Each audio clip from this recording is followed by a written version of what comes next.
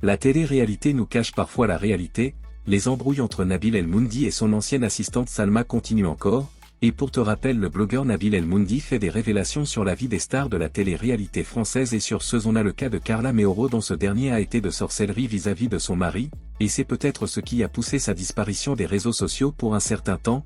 De son retour, Carla partage avec ses followers une livre dans laquelle elle raconte tout ce qui s'est passé ces dernières années, mais aussi on a le cas l'artiste et Marwa Loud. Cette histoire a aussi encombré les réseaux sociaux après une série de vidéos reparties en épisodes sur Nabil Félix. Beaucoup d'internautes ont réagi suite à des incohérences sur la première épisode, mais quelques temps après l'artiste réagit pour démentir Nabil sur ses documentaires. Aujourd'hui les embrouilles continuent et pour Salma l'histoire est loin d'être terminée car elle était si proche de Nabil El Moundi, et pour rappel, les technologies modernes exploitent des données issues de diverses sources pour optimiser et améliorer les services offerts. Elles permettent de créer des profils de contenu personnalisés en utilisant ces informations pour sélectionner des contenus adaptés aux besoins individuels. Ces systèmes peuvent également fonctionner avec des ensembles de données restreints pour personnaliser encore davantage les contenus proposés. En traitant des données personnelles telles que les adresses IP et les informations de navigation, ces technologies contribuent à garantir la sécurité en détectant et en prévenant les fraudes, en corrigeant les erreurs, et en diffusant des publicités ainsi que du contenu pertinent. Et sur ce on va écouter ses propos. Les musulmans, très rapidement, ces 2 derniers jours j'étais pas là, j'étais pas présent sur les réseaux sociaux, de 1 parce que l'épisode n'était pas prêt et que je me serais fait harceler si j'avais fait des stories, et de 2 parce que j'avais une date d'audience contre mon ancienne assistante. D'ailleurs rappelez-vous il y a quelques mois quand je lui ai envoyé l'huissier chez elle, elle a fait une story en disant ah le 13 août je vous donne rendez-vous et tout, alors que à Gouna c'était un truc fermé donc vous auriez pu aller nulle part. Mais surtout, elle se serait ridiculisée puisque son avocat ne s'est même pas présenté. Il n'y a aucun avocat qui s'est constitué même. Du coup, je sais pas ce qui s'est passé. Est-ce que son avocat, Tom Lamiche ou je sais pas quoi, là, il a décidé d'arrêter de bosser avec elle, ou est-ce qu'il en a tout simplement marre de perdre, ce qui est aussi compréhensible. Mais en tout cas, il ne s'est pas présenté. Donc, forcément, j'espère pour toi que par contre, au fond, il y aura un avocat, parce que sinon là t'es foutu, cousine. Enfin bref, moi la famille, là je sors le 3e épisode, je ne parlerai plus jamais d'elle. Il y aura une toute dernière vidéo qui sortira, mais pas maintenant, à la fin de tous les procès. Je vous ferai une petite update pour vous montrer que les agissements sur les réseaux sociaux et ce que vous faites ne peuvent pas rester sans conséquence quand vous dépassez les limites. D'ailleurs, pour en revenir à son avocat, à elle, qui est, on peut le dire, je crois, fan de moi, puisque de base, Tom Lamiche, tu voulais être mon avocat, qu'on se le dise entre nous, hein.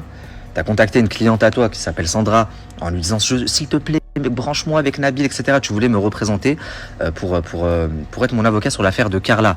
Chose que je t'ai pas donné l'heure, je lui ai dit non, tu lui donnes pas mon numéro, pour la simple et bonne raison que tu t'es présenté en étant à moi comme l'avocat de Lacrim. Je vais mettre le message après. Or moi, quand j'ai parlé avec Lacrim, il m'a dit qu'en effet, il avait vite fait bosser avec toi, mais qu'il allait changer d'avocat parce que ça n'allait pas du tout. Ça, c'est de 1. Et de 2, on m'a dit que tu avais bossé avec Jolv, le frérot Jolv, il a fini en prison.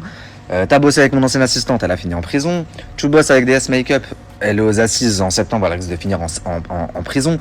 Donc, faut pas m'en vouloir si je t'ai pas donné l'heure et si je lui ai dit tu ne lui donnes surtout pas mon numéro. Même si tu me proposes de me représenter gratuitement, je l'aurais pas fait comme tu fais là avec mes haters.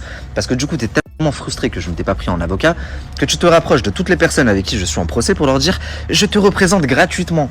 Mais tu sais, Tom Lamiche, même si tu me payes, je te prends pas en tant qu'avocat, tu le sais ou pas? Alors gratuitement, mais même si tu me payes, je ne te prends pas en tant qu'avocat. Avec le palmarès que tu as. Tu es ce qu'on appelle la nouvelle génération, un blogueur avocat. C'est-à-dire que tu as eu ton barreau par je ne sais quel moyen, mais aujourd'hui, je te vois plus comme une blogueuse de Twitter, une haters de Twitter. Déjà, tu viens, tu commentes mes stories en mettant des émoticônes. Sachez une chose là, toutes les personnes avec qui j'ai été en procès un jour dans ma vie, si un de mes avocats à moi, il vient commenter votre story en vous mettant des émoticônes ou juste qu'il vous écrit, s'il vous plaît, dites-le moi que je le vire là en direct. Non mais on est où là? Chacun sa place s'il vous plaît. Oh, sérieusement la famille, dites-moi c'est quel degré de frustration ça? Lui c'est sûr quand il était gamin il a dû se faire hagar ou voler son goûter par un Nabil. J'ai refusé là de lui lui parlait il y a 1 an et demi, ça lui a fait remonter son traumatisme. Et du coup, il a fait une fixette, Mskin. Je sais pas ce qu'il a. Eh voilà, il s'est rapproché de 3 haters, il leur a dit je vous représente gratuitement contre Nabil. Wesh, Starfall, là, j'allais dire une dinguerie. Mais j'ai tapé ta mère ou c'est vraiment une dinguerie d'être comme ça. Wallah, la famille. Et tu sais quoi, mon gars, continue à faire des lives Twitter, puisque au final, t'es bon qu'à ça. Et arrête de trop tourner autour de mes hein, parce que t'as vu, je vais faire une action, je vais t'attaquer auprès de ton bâtonnier, tu vas rien comprendre. C'est limite du harcèlement ce que tu me fais. Salam alaikum la famille, j'espère que vous allez bien, que vous passez une bonne journée. Très rapidement, petite topo, et j'ai aussi une petite demande à vous faire. Là, l'épisode, il est sorti hier, donc c'est tout frais. Je reçois beaucoup de commentaires, beaucoup de messages, etc. Maintenant, on se laisse encore jusqu'à demain, dimanche.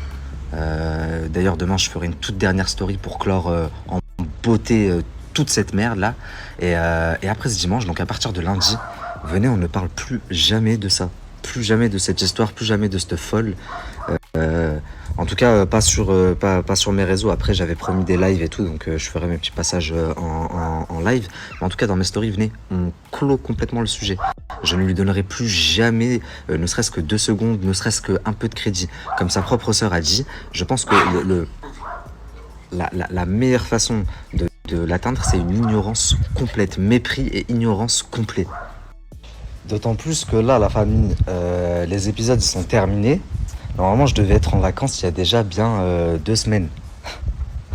Je suis pas parti à cause de ces épisodes, la famille, parce que je pouvais pas prévoir, anticiper tout cet enchaînement, la prison, etc., etc. Donc là, c'est enfin terminé, on n'attendait que ça. Alhamdoulilah, je vais pouvoir partir en vacances. Donc on va partir celle-là dans la semaine, comme ça je perds pas de temps. Je pense qu'en début de semaine, on va partir.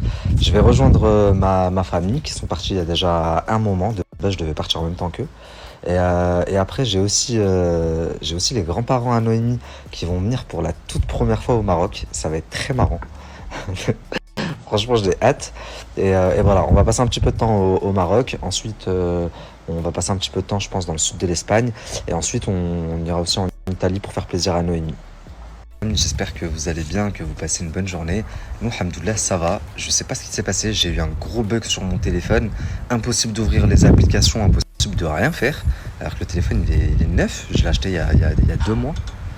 Donc bon, demain, je pense que je vais aller chercher un nouveau téléphone parce que j'ai pas envie que ça me fasse ça pendant les vacances. J'ai pas envie de galérer pendant les vacances.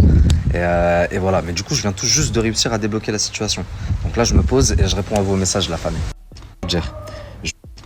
En fait, la famille, pour conclure tout ça, je vous avais dit que je ferais une dernière petite story et qu'après on stoppait. Donc là, c'est dimanche. Après, lundi, on arrête, stop. Comment vous dire ?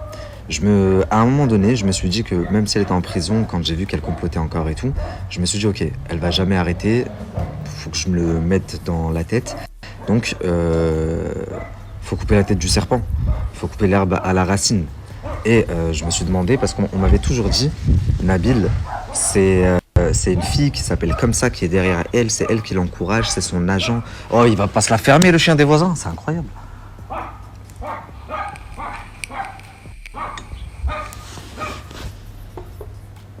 Je crois qu'il a fini.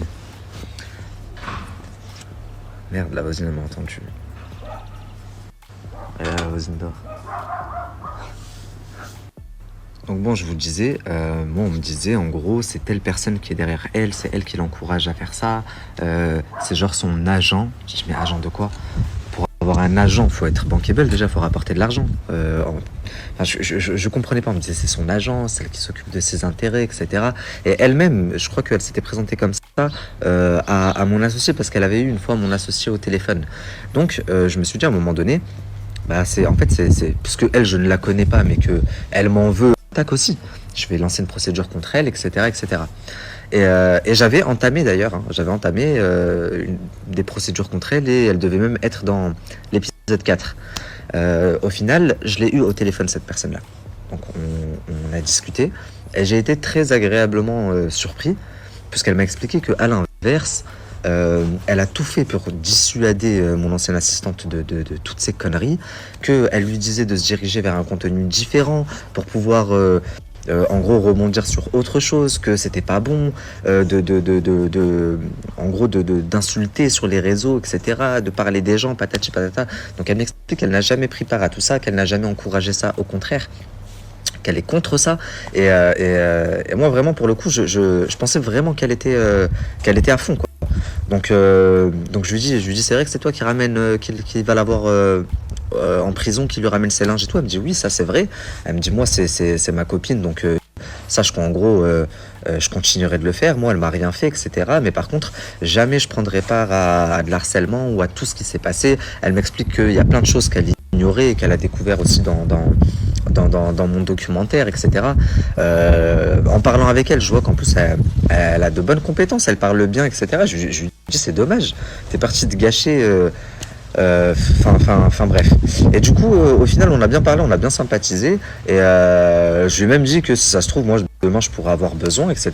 Elle m'a dit qu'elle restait à disposition. Donc au final, il n'y a rien du tout. C'est pour ça que j'ai dit que, enfin, je vous avais parlé d'un épisode 4, mais finalement, il sortira pas maintenant, quoi. Le petit épisode 4, ce sera à la fin des procès. Je vous ferai un retour sur toutes les condamnations, sur tous les procès. Bon, c'était ça les propos de Nabil Félix, mais la controverse sur les réseaux sociaux est devenue un phénomène répandu qui met en lumière les problèmes et les divisions qui existent dans notre société. Ces collisions numériques, souvent exacerbées par le caractère intime et public des plateformes en ligne, soulèvent d'importantes questions sur la nature de nos interactions sociales à l'ère numérique. Cela commence généralement par une histoire ou un message qui attire vraiment l'attention. Qu'il soit controversé, sarcastique ou tout simplement personnel, ces messages peuvent rapidement déclencher des débats houleux.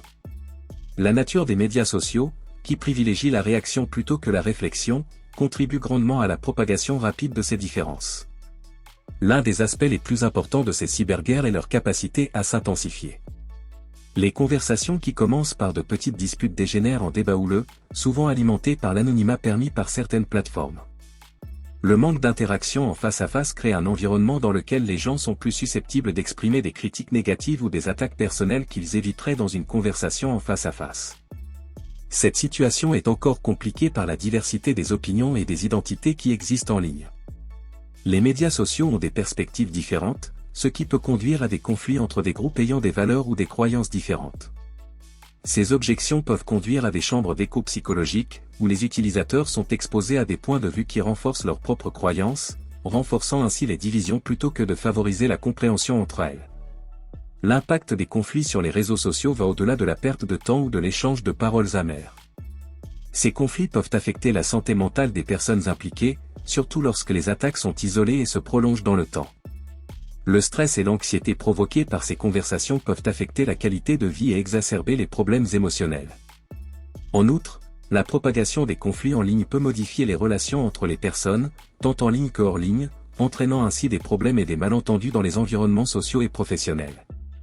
Les plateformes de médias sociaux tentent de gérer ces situations en utilisant des politiques et des outils de modération.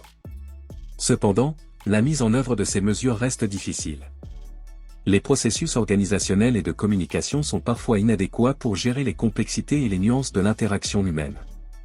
Par ailleurs, la détermination de ce qui constitue une violation de la loi peut être envisagée, laissant place à des critiques d'interdiction ou de clientélisme. Promouvoir une culture de respect et de communication constructive est essentiel pour réduire les conflits sur les réseaux sociaux. Encourager les discussions fondées sur des faits, éviter les généralisations et se concentrer sur l'écoute active peut aider à prévenir l'escalade des problèmes. De plus, les utilisateurs doivent être conscients de l'impact de leurs propos et des résultats des transactions en ligne.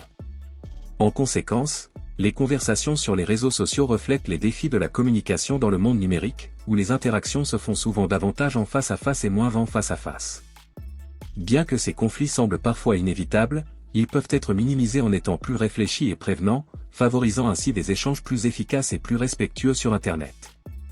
Et c'était ça les amis, si cette vidéo vous plaît, abonnez-vous et activez la cloche de notification pour ne pas louper aucune de nos prochaines vidéos.